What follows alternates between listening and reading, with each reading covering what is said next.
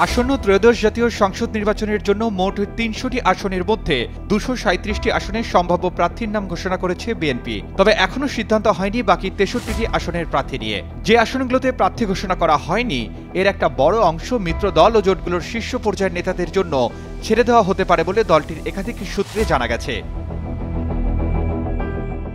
টানা তৃতীয়বার অর্জন করেছে দেশের সেরা সুপার ব্র্যান্ড স্বীকৃতি বসুন্ধরা টিস্যু। বিএনপির নীতি নির্ধারণী পর্যায়ের একজন নেতা জানান, মিত্র দলগুলোর বাইরেও এনসিপি এবং ইসলামপন্থী কিছু দলের সঙ্গে তাদের আসন ভাগাভাগির প্রশ্নে আলোচনা চলছে। এসব দলের জন্য আসন ছেড়ে দিতে হতে পারে বিএনপিকে। এছাড়া অনেক আসনে বিএনপির স্থানীয় পর্যায়ে বেশ কয়েকজন করে প্রার্থী হতে ইচ্ছুক এবং এসব এলাকায় দলের অভ্যন্তরীণ কোন্দলও মীমাংসা করা যাচ্ছে না। এসব কারণে ওই আসনগুলো খালি রাখা হয়েছে বলে বিএনপির একাধিক সূত্র জানিয়েছে।